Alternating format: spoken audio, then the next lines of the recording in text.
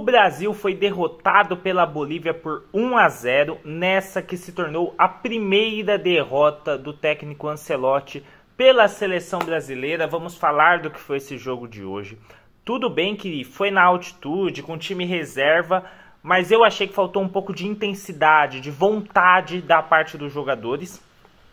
E com isso, o Brasil não precisava ganhar, o Brasil já estava classificado, mas o Brasil terminou as eliminatórias dessa Copa de 2026 com a pior campanha em sua história. Se fosse nas regras antigas, com o 5º lugar, o Brasil estaria na repescagem. Mas tudo bem, não é com as regras antigas, vamos falar do que foi o jogo de hoje. Deixa seu like aí no vídeo, por favor, se inscreva no canal se estiver conhecendo o canal agora. E vamos lá. O Ancelotti fez 9 mudanças em relação ao time que venceu o Chile no último jogo da seleção brasileira. Ele manteve só o Alisson e o Bruno Guimarães.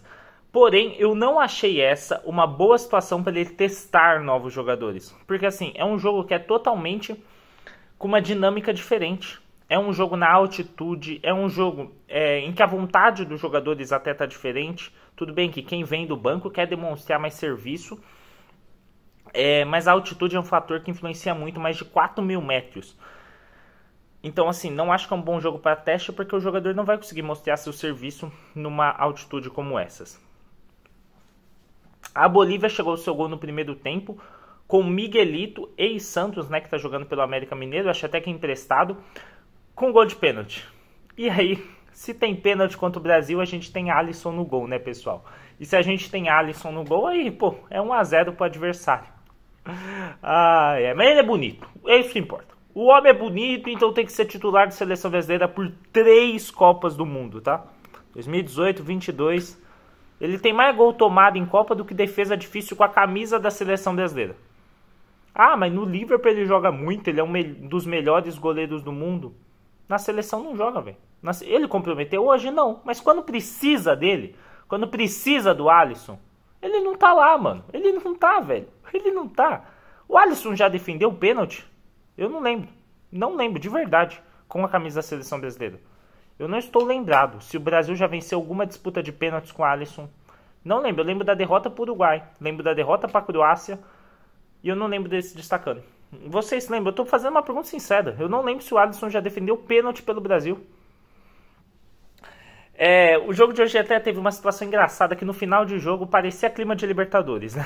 Era a bola jogada para dentro do campo, era a bola furada, um clima hostil, Gandula atrapalhando.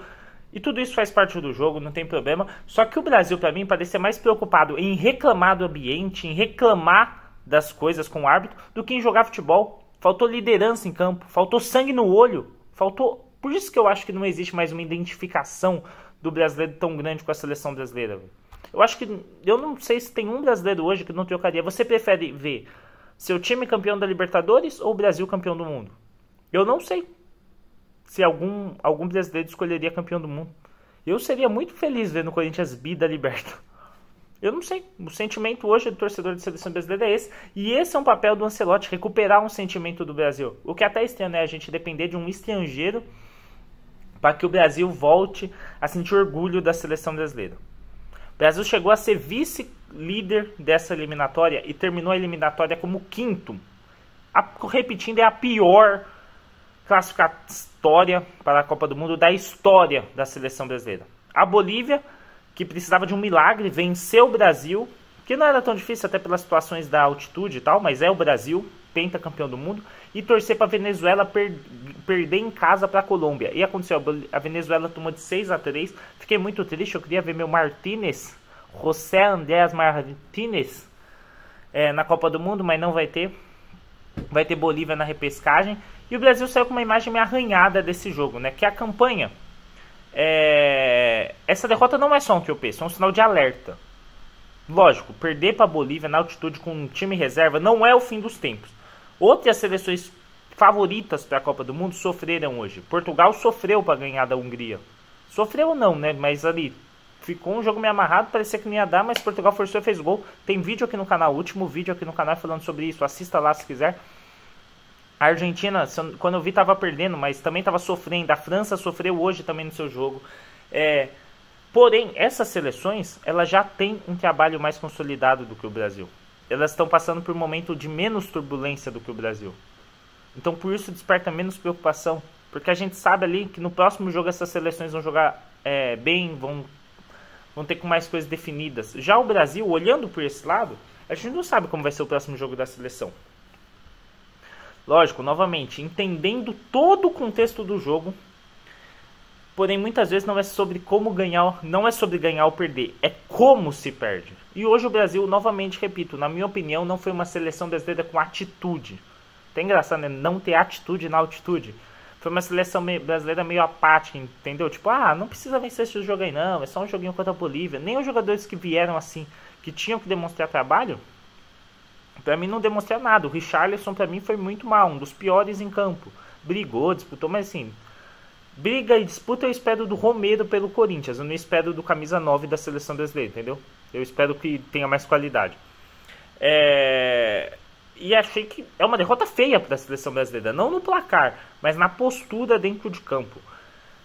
Se essa seleção brasileira quer fazer história na Copa do Mundo do ano que vem, precisa começar a jogar com quem respeita a camisa da seleção brasileira. Precisa jogar assim. E não é isso que, novamente, essa identificação do torcedor brasileiro com a seleção brasileira é algo que vem sendo dificultado pelos jogadores, pelos treinadores que passaram pela seleção, pelo desempenho da sua arquirrival, que é a Argentina, que está muito bem também, pela CBF. Então, assim, fatores no futebol brasileiro e na administração da seleção e no comportamento de jogadores da seleção fazem também o brasileiro não ter uma identidade com essa seleção. Afastam o torcedor de seleção. Preço dos ingressos quando tem jogos aqui no Brasil. Cara, os estádios ficam vazios. Quer dizer, vazios não, né? Mas não ficam com a capacidade máxima. Então tem algum problema, tem algum descolamento da seleção com a população, com o torcedor brasileiro. E eu percebo isso. Vocês percebem isso? É isso. Comenta aí quem você acha que foi o maior culpado pela derrota de hoje. Eu entendo o contexto da altitude, eu acho que a altitude é a maior culpada pela derrota. Porém, eu gostaria de ter visto mais dos atletas. Mais vontade, mais ímpeto. Justamente também por serem atletas reservas, pô. Tem que mostrar serviço ali pro Ancelotti, não. E eu não vi isso. A seleção... Não vi o Andrei jogar muito hoje. Não vi. O Alexandre. Eu acho que Alexandre é o nome do zagueiro. Assim que se fala. Então aí, comenta aí quem você acha que foi o maior culpado. O Ancelotti, que fez 9 mudanças. Os jogadores. A CBF. O Brasil teve uma bagunça aí nos últimos anos por culpa dela. Mas é isso, se inscreve no canal, hypa o vídeo que ajuda demais, deixa o like, né? O botão de hypar aparece depois que deixa o like, então deixa o like, hypa o vídeo. E é isso, muito obrigado a quem assistiu o vídeo até aqui, tamo junto, é nóis, valeu demais, like no vídeo e vamos Brasil!